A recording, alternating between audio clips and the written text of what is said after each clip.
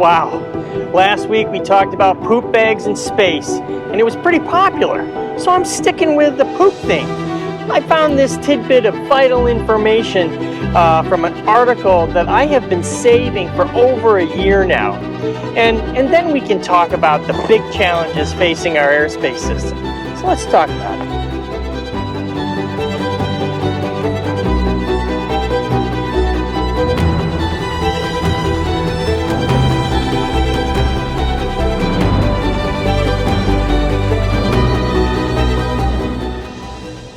So the Australian low-cost carrier Jetstar has a fleet of over 100 aircraft and operates 5,000 flights to 85 different destinations weekly. No small operation here, but they made a small math error. On a flight from Hobart to Melbourne, they made a weight and balance miscalculation and asked all the passengers to relieve themselves before boarding. And they were pretty adamant about it, with the ground crew taking exceptions to any jokes about the situation. And I'm sure there are a lot of comedians all of a sudden. So maybe they really were out of poop bags on the flight, but if they were really cutting the weight limits that close, I think I would simply take a boat on that 500-mile trip. So we have to turn back to the latest from the Washington National tragedy. 15,214 recorded safety events at Washington National, 85 with less than 300 feet vertical separation, and a TCAS alert every month for the last 15 years. So this leads me to three pretty simple conclusions. First, the FAA has tons of safety-related data that is discoverable. Wow, so the data is there with the right keyword. That's pretty important. Second is that they don't know how to use that data or turn that data into information unless there's a tragedy. And then somehow this data becomes available. So you get a few of these instances and maybe you should really think about doing something.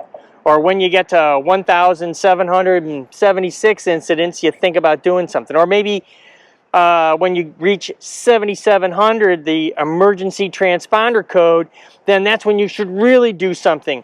Or when you double that, is that the time?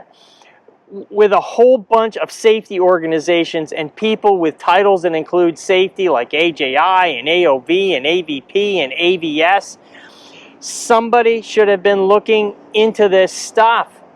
Obviously, we don't need AI yet when the NTSB captured this data in just a few days of investigation.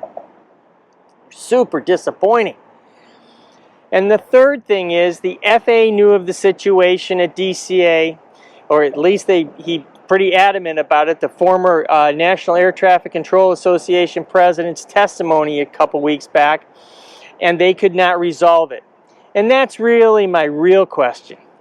Secretary Duffy has now terminated the routes that fly underneath the arrival pattern in super fast fashion after the NTSB recommendation came out. So thank you very much, Mr. Secretary. So why does it take the Secretary of Transportation and the chairman of the NTSB to make that obvious safety call? My point is, DOD is unregulated and it operates freely in our airspace. Now we have the U.S. pride. We pride ourselves for having a shared civil military airspace arrangement, but now we have to question that arrangement and what it means to us. The DOD self-certifies, and as such, some aircraft are not equipped the same as civilian aircraft, and we share the same airspace. They are obviously not responsive to the safety call to action by the authorized civilian agencies. Otherwise, they wouldn't be doing training flights within 300 feet of arriving aircraft to our nation's capital. So before I get to my big question, I need to point out the DOD has hundreds of restricted, warning, and military operating areas where civilian traffic is restricted. And the military can do military things and prepare to defend our country.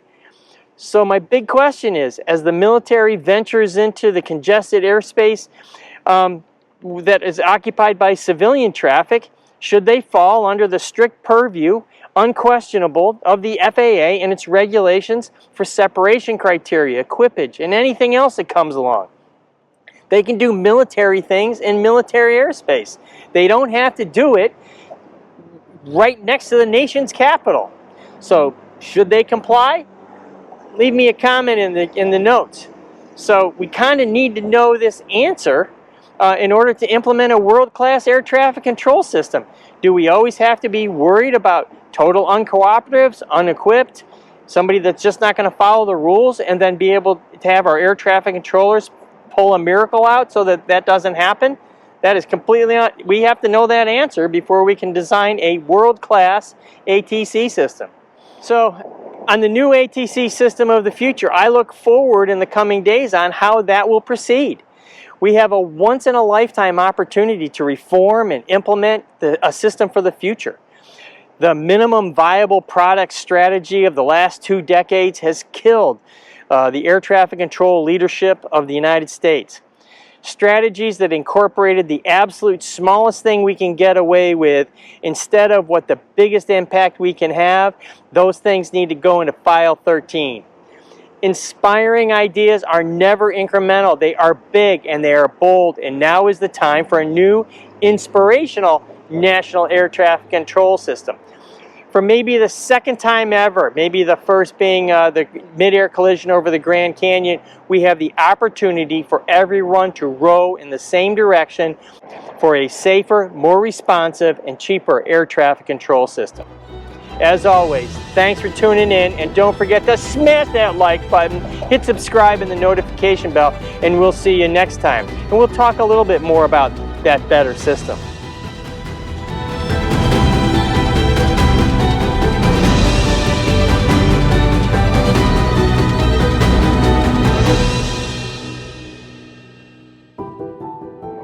That stuff is all going into File 13. Should all go, crap.